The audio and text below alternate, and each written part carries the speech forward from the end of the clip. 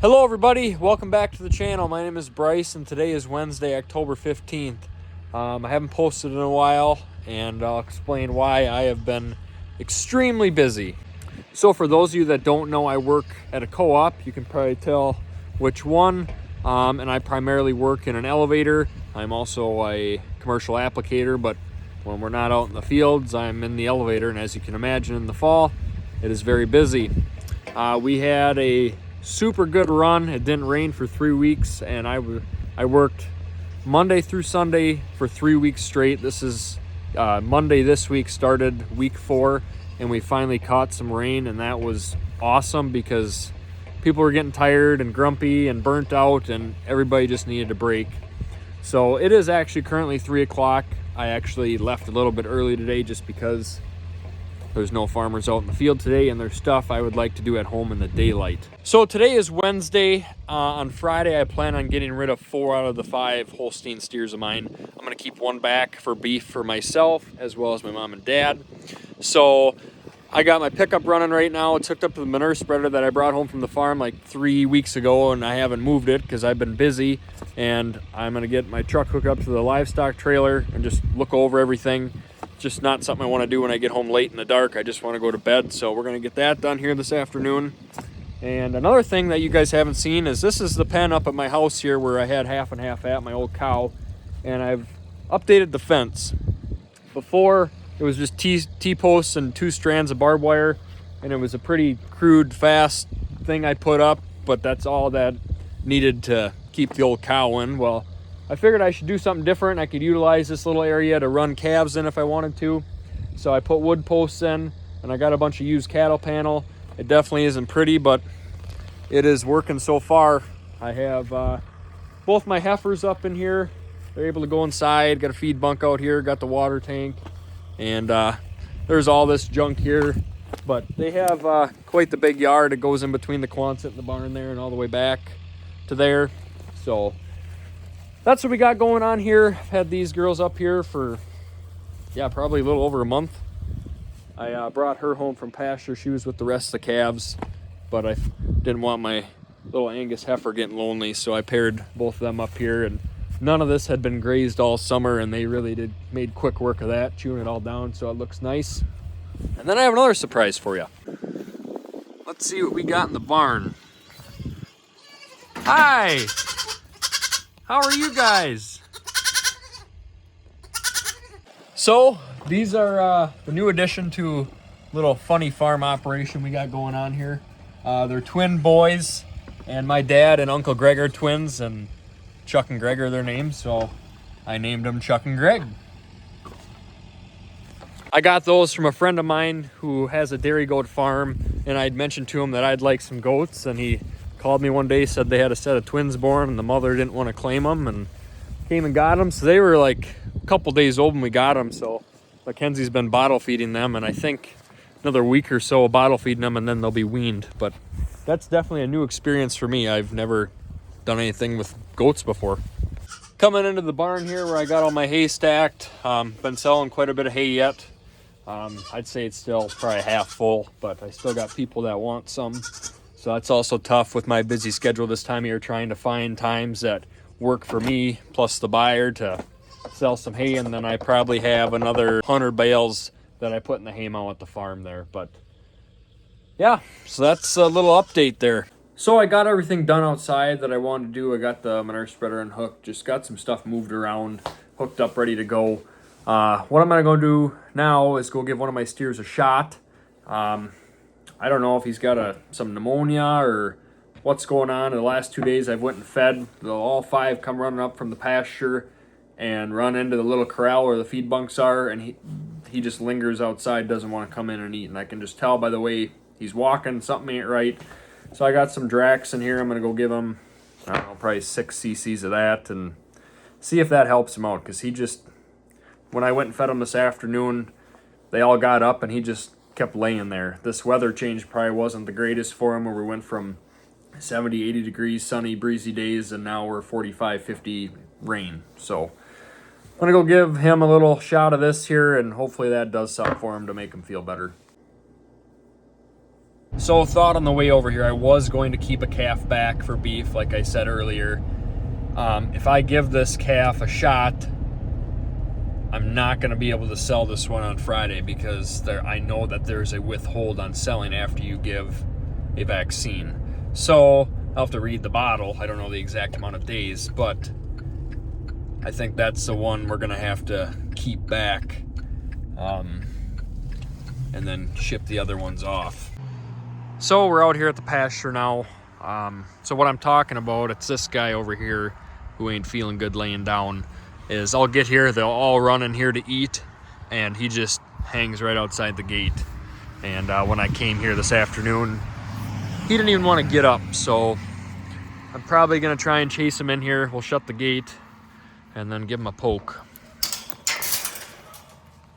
And I see we all got kind of the runs. Like this one is fine for all I know, but we're getting runny poops. So not a huge fan of that. Like that doesn't look good. And that's what was coming out of this guy. And you can just tell he is not looking the greatest. I mean,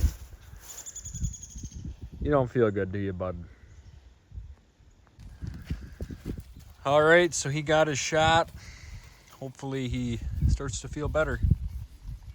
So I guess kind of made the decision here on Friday. We'll take these 4 down, and the one I just gave the shot to right there, that's the one we'll be keeping back because I gave him a shot. So just sitting here listening and watching everybody else. Everybody else seems fine. It was just that guy who sounded sniffly and not acting right. That one, when he was a calf, I remember we were having problems with him. We got him weaned off and he kind of went downhill, and I ended up putting him back on milk for another couple weeks until he kind of come back to where he should be. So there's that. I'm very glad I have people I can reach out to and ask questions, send them pictures and videos, and they're able to get back to me and tell them you need to give them so much of this. This is what's happening.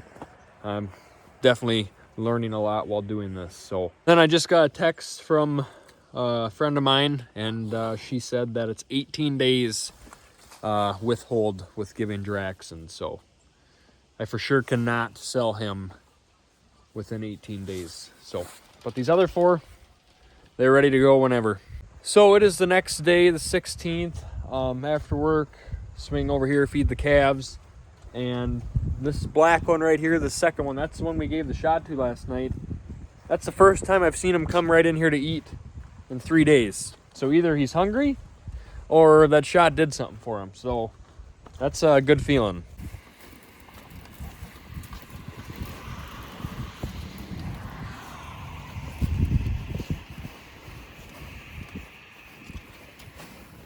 You can definitely tell he got a little skinnier. He had some bad diarrhea, but I'm very happy to see him eating here.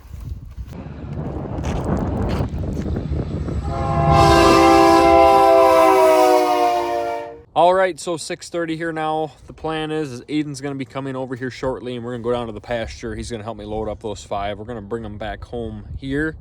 We'll put them out in this pen, and that way when I get up in the morning, I can just walk out the door and load them up into the trailer by myself, or if Mackenzie's still here, she can help me. Otherwise, she is leaving to go to Montana tomorrow, so she's got to get up early and go to the airport. So we'll just see what the timing looks like, and then we'll go from there. Well, it is Friday morning here, getting ready to load some calves up. So I have the 4 that are going to town in the building here, and I have the trailer backed up to that door with the sliding door open. So that wood gate up there, we're going to swing open to the door, and then we'll use it like a loading chute and then get them on the trailer. So looks like Aiden is pulling in here right now. He's going to help me load them. So here we go. Well, that worked out just swell, didn't it? Swimmingly. Swimmingly. Just move this wood gate over. Had a gate blocking them so they couldn't leave, and then we brought it up here to create more of a chute. And for the most part, they all ran right on. So we're off to town. You guys are spared for another day.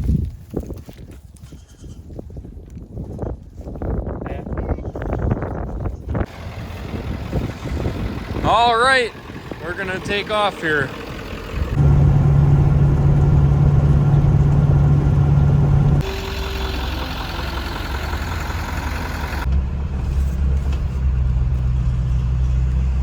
Well, like always, that's pretty quick. You back up and push them off and tell them who you are. So got all that done, and I'm gonna head to work now because it is Friday and I still have a job to do. So no breakfast this morning since it's just me. So I'm gonna guess that they weigh average 550, maybe 575. That's my guess.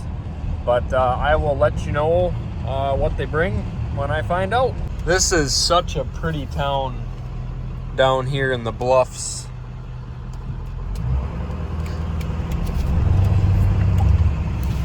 Drive down Main Street here.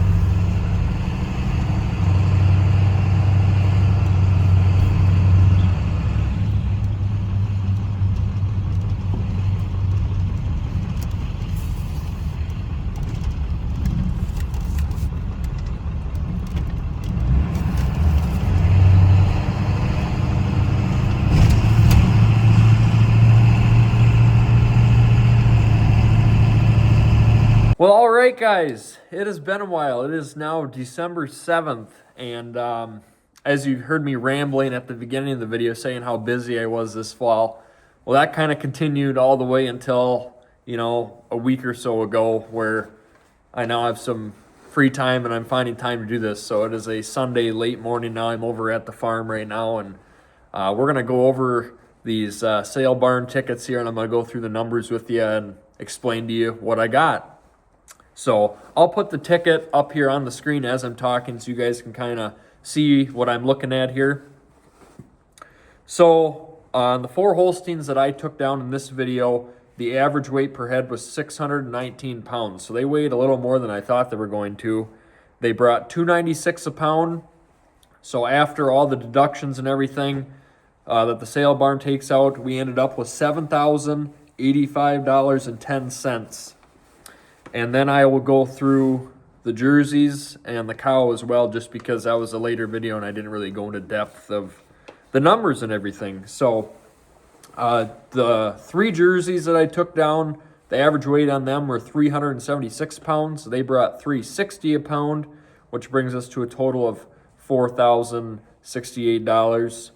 And then the cow herself, she weighed 1,745 pounds. She brought $1.28 a pound, which brings us to $2,233.60.